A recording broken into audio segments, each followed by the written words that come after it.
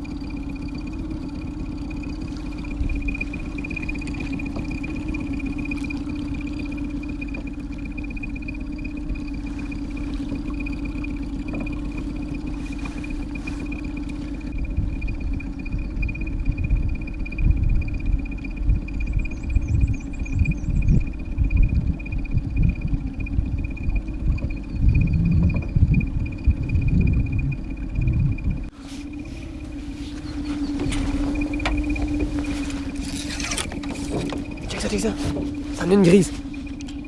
Check ça.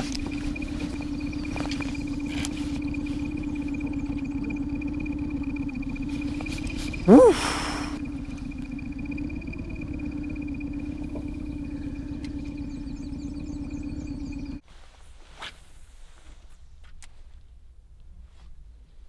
Là, qu'est-ce qu'on fait? On est sur un spot incroyable. D'un, il y a plein de grises partout, mais elles sont vraiment pas faciles à déjouer. Il y a du sable, des belles roches, une belle transition des deux. Donc, les poissons sont là. Il faut vraiment rester loin parce que l'eau est claire et on lance des tout petits leurres souples devant leur visage pour essayer d'en pogner une, bien évidemment. Mais checkez ça. Je vais vous montrer vite avec quoi que je pêche. C'est une petite tête de jig, 1/8 d'once, un petit grub blanc, classique, bodling en fluorocarbone, 10 livres. Belle invisibilité dans l'eau. Puis c'est vraiment ça, là. Je me concentre à lancer proche des roches, tout ça. Et quand je vois une grise, j'y lance directement devant le visage, là, c'est sûr. Mais c'est pas facile. On va sûrement retourner à la traîne dans les prochaines minutes. On essaye les deux, on lance, on traîne, on pêche en profondeur, en eau peu profonde. Faut tout essayer, mais elle est pas facile la grise ici, alors c'est ça, on retourne à la pêche.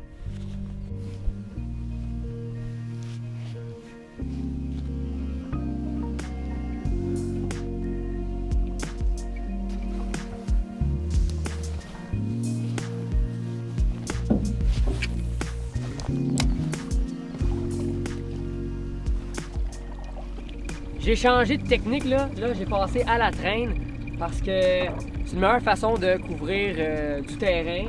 Je pêche avec une cuillère, beaucoup de vibrations derrière l'embarcation. Je me promène doucement, là, je vais pas trop vite là, et comme ça on va savoir au moins s'il y a un peu de poisson dans notre spot. Mais on en voit par exemple, on sait qu'il y en a, mais pas évident. Même à la jig, là, ils veulent rien savoir.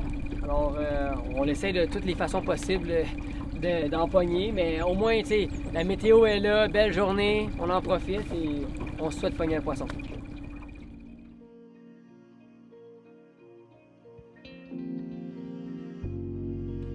Nick avec sa première grise, yeah! Yeah, man!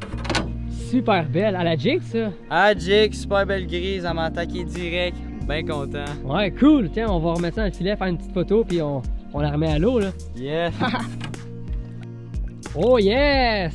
Yes! Félicitations, Nick!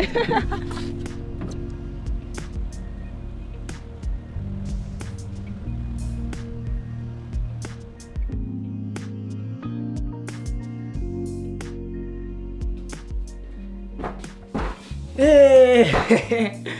Toute une journée de pêche. C'était la première journée du week-end à la pourvoirie Mer Bleue pour la truite grise. Comme je vous ai dit en début de journée, c'est pas une espèce que j'ai pêché bien souvent. Ben, j'en ai jamais capturé. J'ai essayé à quelques fois d'en pêcher, mais sans succès.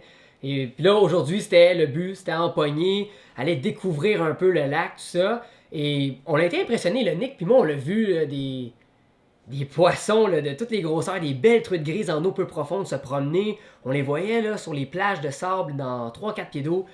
C'est une des premières fois que je vois ça aussi, donc bien spécial. Mais pour les poignées, ça c'était plus difficile, là, même très très difficile. On n'est pas déçus parce que Nick, t'as pris une belle truite quand même là, à jig. Avec une jig blanche. Ouais, c'est ça, à jig blanche, donc tu sais, c'est super cool.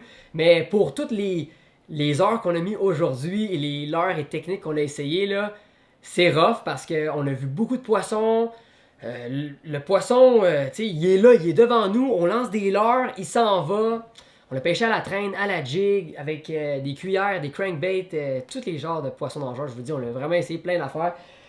Puis j'avais même sur ma canne pour pêcher à la traîne un compteur digital qui me disait exactement le nombre de pieds que j'avais derrière l'embarcation pour ma cuillère.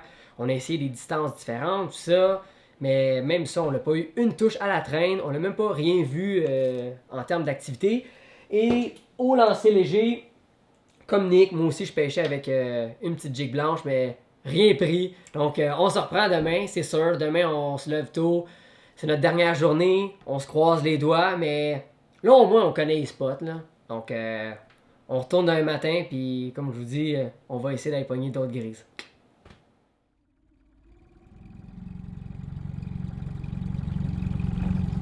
Deuxième journée sur l'eau pour essayer de prendre la truite grise. Là maintenant, on connaît un peu les secteurs, on a vu le comportement aussi du poisson.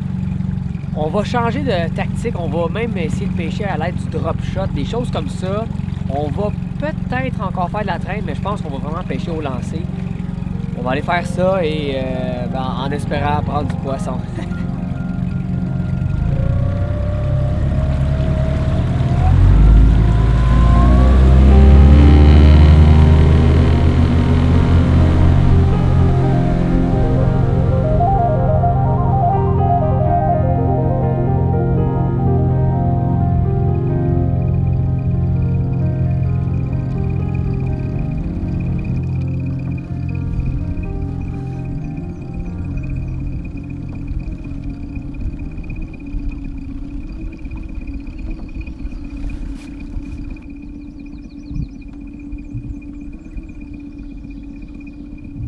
Oh, il y en a une.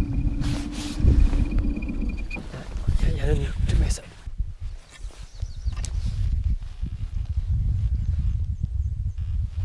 Ouais. Ok. C'est ça. On va faire juste un lancer encore devant elle doucement.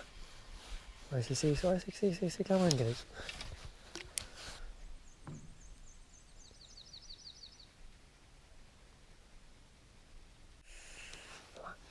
Mais je vais refaire un back cast, vraiment loin. Peut-être que sur le lancer de même arrière, là.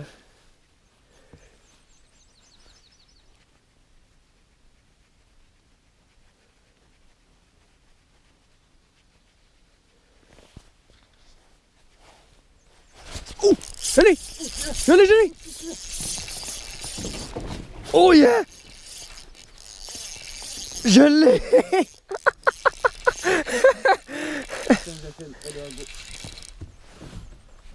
Oh yeah! Check ça dans l'eau! Au drop shot! Wow! Oh wow! Oh c'est une belle! Je vais prendre le net! Merci man! Wow! Intense! Yes! Oh! Oh, c'est une belle en plus! On l'a eu! Ouais! Cool!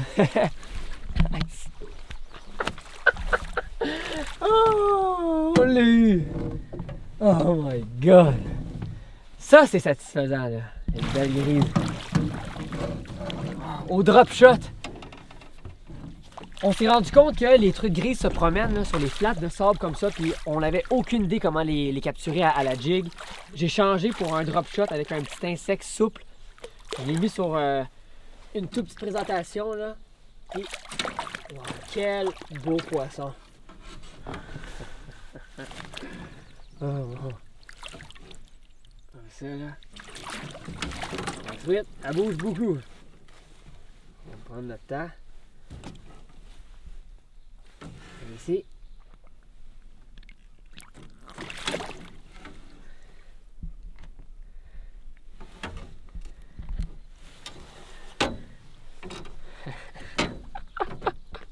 Wow, hein? Regardez ça. Tellement un beau poisson. On va y enlever la hameçon tout de suite. Hey, il était bien piqué, ça allait pas sortir.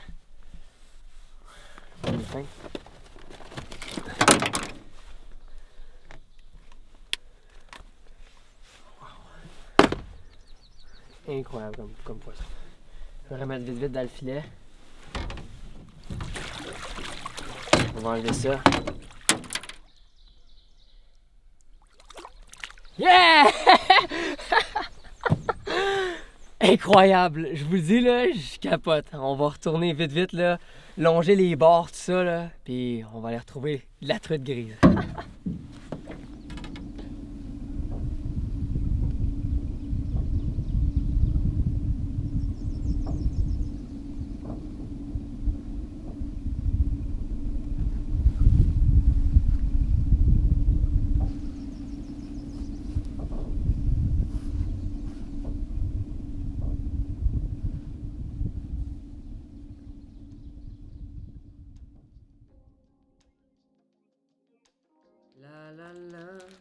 La la la la la la la la la la la la la la.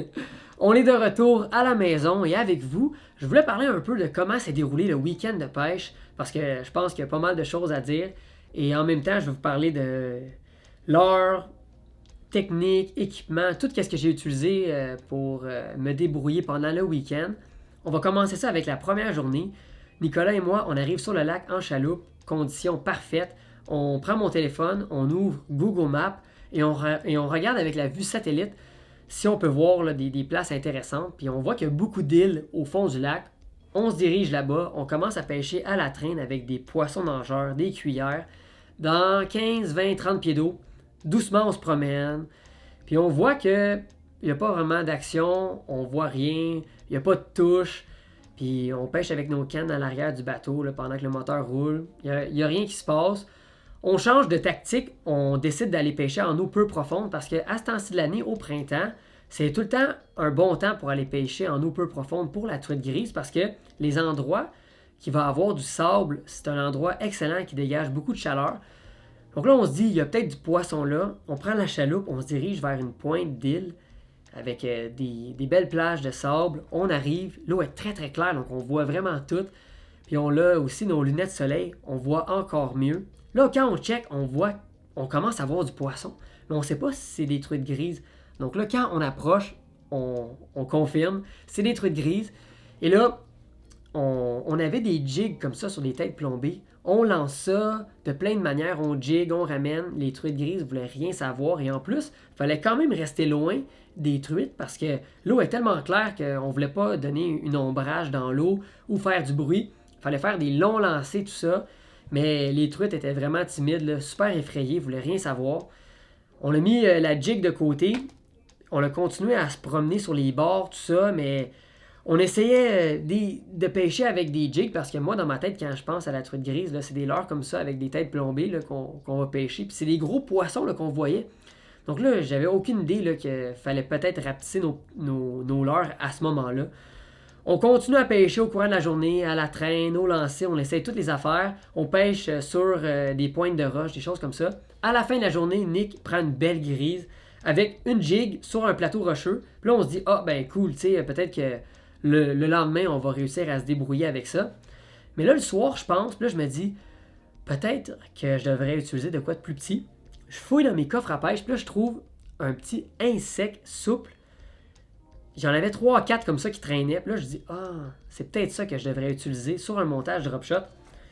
Je prends un hameçon, split shot, drop shot, 2-0, Gamakatsu, avec un petit tungsten 74th element, un 8e d'once.